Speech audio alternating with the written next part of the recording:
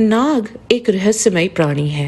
ये दिव्य शक्ति का रूप माना गया है। ये पृथ्वी को धारण करने वाले नागेंद्र होमाग्नि के समान तेजस्वी हैं। यद्यपि नागों की संख्या अनगिनत है, परंतु हमारे धर्म ग्रंथों में 8 विशिष्ट नागों को सर्वोच्च स्थान प्रदान किया गया है।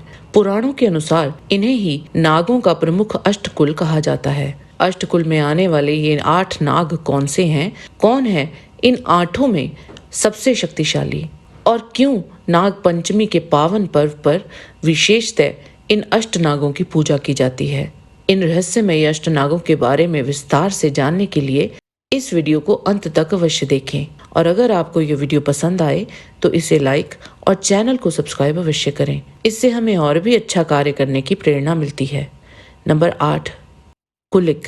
कुलिक, जिन्हें धृतराष्ट्र नाग भी कहा जाता है, हिंदू पौराणिक परंपरा में अष्ट नागों में अंतिम एवं विशिष्ट स्थान रखते हैं। ये यक्षों के परम मित्र, रसातल लोक के अधिपति और मणियों के संरक्षक माने जाते हैं। कश्यप कद्रु के वंशज इन नाग देव का स्वरूप श्वेत पीत वर्णीय, मुक्तामणि युक्त तथा त्रिशूल चिन्हित बताया गया है।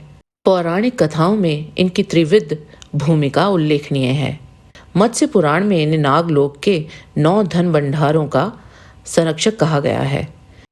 नंबर 7, शंखपाल नाग। श्री शंखपाल नाग का सर्वप्रमुख उल्लेख भागवत पुराण स्कंद 4 अध्याय 12 में होता है।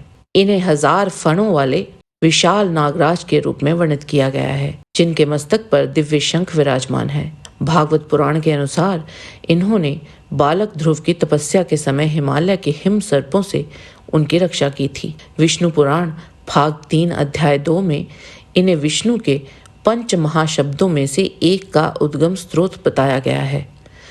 मत्स्य पुराण अध्याय 250 में इनकी भूमिका समुद्र मंथन के समय मंदराचल पर्वत को स्थिर रखने वाले नागों में से एक के रूप में वर्णित है। इनका स्वरूप स्वर्णिम, आभा युक्त तथा प्रत्येक फण पर शंखाकार चिन्ह से अंकित किया गया है। नंबर 6, महापद्मनाग। महापद्मनाग को शेषनाग के समान ही विशालकाय माना जाता है। इस नाग के फण पर कमल का चिन्ह होने के कारण ये नाम पड़ा। महाभारत के आदि पर्व के अनुसार महापद्म को पातालवासी 4 प्रमुख नागों में से गिना गया है। इन्हें यक्षों और गंधर्वों का सहयोगी बताया गया है, जो रत्नों और जल स्रोतों की रक्षा करते हैं। महाभारत के उद्योग पर्व में ये वर्णित है कि इन्होंने देवासुर संग्राम में देवराज इंद्र की सहायता की थी। विष्णु पुराण के द्वितीय अंश के अनुसार महापद्म को 7 पतालों में से एक सुतल लोक का अधिपति माना गया है। इनके फणों से पृथ्वी के अंदर जल धाराएं निकलती हैं, जो नदियों का स्रोत हैं। भागवत पुराण के अनुसार महापद्म को ब्रह्मांड की सहायक शक्ति कहा गया है, जो पृथ्वी को संतुलित रखता है। इनके मस्तक पर विराजमान कमल से दिव्य औषधियां उत्पन्न होती हैं। धन्वंतरी को आयुर्वेदिक जड़ी बूटियां प्रदान करने का श्रेय इन्हें ही दिया जाता है। इन्हें नाग लोक का कोषाध्यक्ष बताया गया है, जो हीरे मणियों की रक्षा करते हैं। महापद्म की नाग पंचमी पर पूजा करने से धन समृद्धि प्राप्त होती है।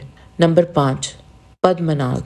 पद्मनाग हिंदू पौराणिक परंपरा में धन, स्वास्थ्य और प्राकृतिक संपदा का प्रतीक है। इन्हें पद्मनाभ नाम से भी जाना जाता है, जो पृथ्वी के उत्तर पश्चिम भाग को धारण करते हैं।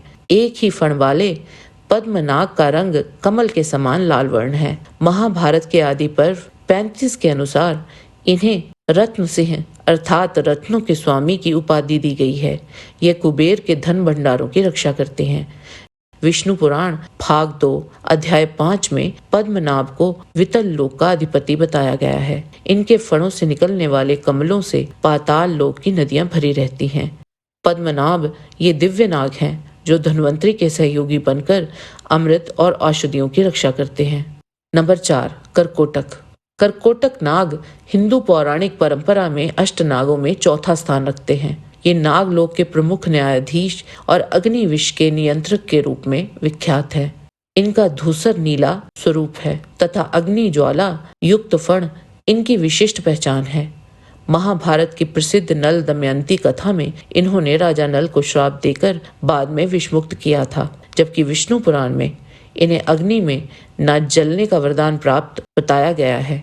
शिव पुराण के अनुसार इन्होंने भगवान शिव और देवी पार्वती की परीक्षा में सफल होकर नागलोक के न्यायाधीश का पद प्राप्त किया था।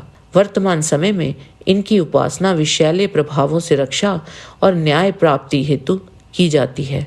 साथ ही आयुर्वेद में करकोटकी नामक औषधीय पौधा इन्हीं के नाम से जाना जाता है। नंबर 3, तक्षक नाग। तक्षक नाग हिंदू धर्म ग्रंथों में सर्वाधिक प्रसिद्ध नागों में से एक है। राजा परीक्षित को डसकर ये उनकी मृत्यु का कारण बने और इसीलिए इन्हें कलयुग के आगमन का मुख्य कारण भी माना जाता है।